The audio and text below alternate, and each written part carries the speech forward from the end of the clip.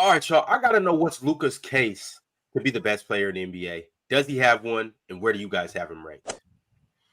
Luka Doncic. Does he have a case to be the best player in the world? Since he got in the league? Yes, we've seen him dominate since he got in the league. This year, if we're looking at his body of work this year, it's very arguable. I don't think Luka's the best player in the world. I reserve that for Jokic. But right now, I think Luka is the second best player in the world. Maybe third if you want to still say Giannis is the second best player. But if you take Jokic out the equation, there's a very good chance that Luka Doncic is the best player in the world. I mean, he at least has the argument. I mean, what'd you say, Ron? 45, 14, 9. And I think he also did almost 60% shooting, 6 for 11 from 3. He's the MVP right now if the Mavs had a better record. To me, Luka is one of the best offensive engines of my lifetime. I mean, this is a guy who's leading the league in scoring about 34.5 points per game. He's giving you about, I know it's a guard, but about 9 rebounds a game, which is a plus. And he's about third in assists, about 10 a game on great efficiency, about 49%. I mean, a walking triple-double at that efficiency, that's insane stuff. I mean, he also dropped 73 points, albeit against the Hawks. 73 points this season. And we also know Luka Doncic, he didn't make it last year, but he's proven when the lights get bright, you can trust him. He's clutch, and he's one of the best playoff scorers in NBA history. That's who Luka Doncic is. I think he's an unreal offensive engine. I would prefer Jokic, though. I think Jokic has been more an efficient offensive engine. I trust him to run my offense. But if we all agree that Jokic is the best player in the world, who's 2, then I think it would be Luka Doncic. And he's doing insane stuff this year.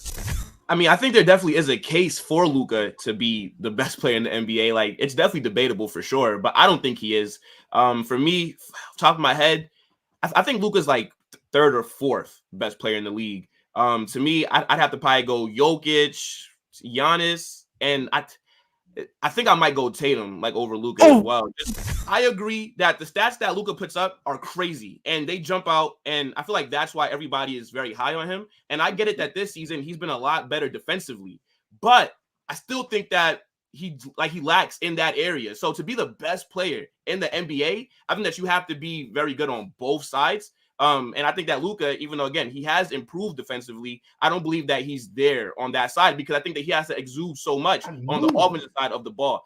I believe that Tatum, right? I think that a lot of people, they give him hate because of the Celtics. They have the best overall team. But I think that a lot of people downplay that he's the best player on the best team in the NBA, and he gives you both ways. So I get the argument for Luka, but I don't think he's the best player in the NBA. Nah. If Luka put up Tatum's numbers, his averages would drop. That's all I'm gonna say. And where's Embiid in that conversation then? Well, if Luka put up Tatum's numbers, how about maybe Dallas might be better? Maybe because and those also other guys casual might be doing other things. How about Luka takes the most shots, like in the NBA per game. I think he takes like 24 shots a game. Oh, because he has more offensive. He has more responsibility. I mean, we saw grenades. And maybe that's the problem. And maybe that's the problem, Casual. But I'm sorry to interrupt you. Keep going, Will. But also, who would you want with more offensive responsibility? Who would you want with more? Yeah, he's loving this. Who would you want with more offensive responsibility, Luka or Jason Tatum? I wouldn't want any of those guys with more responsibility. You know why? Because we're not winning. Here's what the problem is with Luka. The problem with Luka is that he has to do as much as he has to do, which is why when the NBA Finals comes around, we see him at home. When the Western Conference Finals comes around, we see him at home because he's got so much responsibility. He shouldn't have to. How many 60-20 games? How many 45-14-9? How many 50-14-8 games do I have to see from Luka to recognize that this guy should not, as awesome as he is? And if I'm thinking about a player being awesome, I think about how awesome Luka is, his ability to distribute. Him rebounding. Mars and I go back and forth about Luka, those uncontested rebounds, which, by the way, lead to buckets. They lead to transition points. They lead to half-court points. That's a big deal. But the fact that he has to do as much as he has to do in order for them to win, which they're not doing, because last night, by the way, they lost. It was a prayer, but they lost. Don't get me wrong. They lost. It was a dogfight. It was a dogfight, though. The fact that he went 45-14-9, and they were in a dogfight with the team that is awesome. And Kyrie Irving, who a lot of y'all dudes tell me is better than Scottie Pippen. Why does this dude have to go 45? Nobody said that. Man, you know how many times I heard y'all dudes tell me I don't think you would have just made that up. I think how many times I heard y'all dudes tell me that was a random thing to me. How many times I heard Kyrie Irving is a better number 2 than Scottie Pippen. Anyway, the point that I'm making is that the fact that Luka has to do all that he has to do in order for these guys to win, I think it's just too much. Now, in terms of Luka being the best player on the planet, I think we're getting close. Sure, I absolutely think we're getting close. But y'all dudes know how I feel about Jason Tatum. Y'all know what I it just is. don't know if that how does that make Tatum as an individual, or how does that hurt Luka's individual case as an individual player that he has to do more? I mean, they're a Max Strus heater away from just winning that game in Cleveland. Correct. But I think it's Luka's stats that people would say makes him the best player. Well, it's not just stats; it's ability. The ability to lead the league in scoring, the ability to also be top 3 in assists, the ability to do it at that efficiency. Even if he had less responsibility, he's still going to do it on great efficiency. No, that's fair. But to me, I just think that Tatum overall is just better than him for the defensive side of the game. He's better than him on defense. Yeah. He is better than him. But I think that people also, it's like I brought up. Oh, sorry. I mean, the responsibility that Luka has, that Dallas team is set up around that responsibility that he has. That responsibility of him distributing, that responsibility of him scoring. That's how they built that unit around him.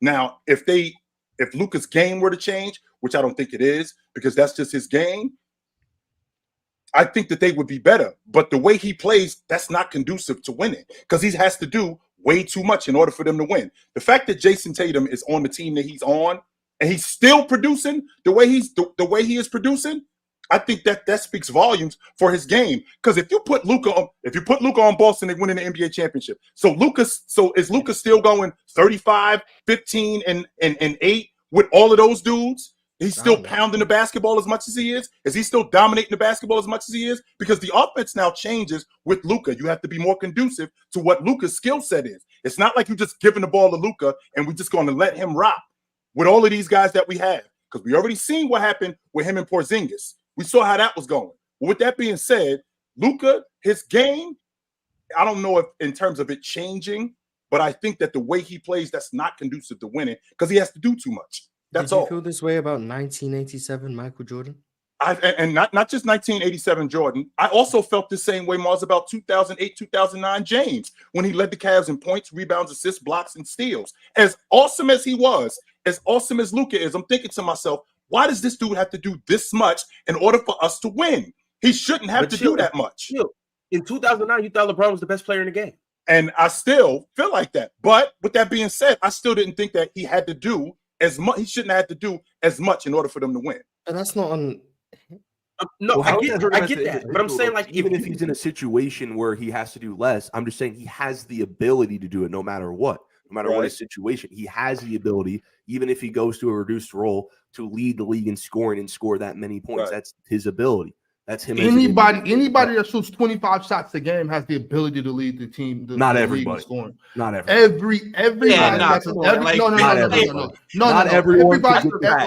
Everybody that's a top 50 player in the NBA. No. Can shoot 25 shots a game. Not all shots are created equal. Not all shots. If you're a top, especially if you're a guard, if you can shoot the 3 ball, right. You're a guard and you shoot 25 shots a game, you can lead the league in scoring. Not all shots are created equal, though. Depends how they. I'm very well aware. How they shoot those 25 shots. I'm very well aware of that. What I'm saying is, any top 30 guard in the NBA that's shooting 25 shots a game can lead the NBA in scoring. That doesn't mean you're better than anybody. It's just like it's basketball. It's not hard to shoot the ball and to go in the rim. If you shoot 25 of those, you can lead the NBA. But it's also at what efficiency, though, too, as well. Like, are they going to be as efficient on those 25 shots? You can't just chuck shots. No, you can't just chuck shots. I'm not saying chuck shots. I'm saying anybody, any top 20, 30 guard in the NBA can shoot 25 shots. It's also not just. It's also not leading the league in scoring. Luka is not just I'm also a scorer. It's also being able to run an offense and being the third in assists and being the guy who can always be top 5 in assists. He's also going to do that as well. It's the player choice way. Yeah, them boys don't get it started. The player choice way. You're the player choice way. Come and switch lanes into the player choice way.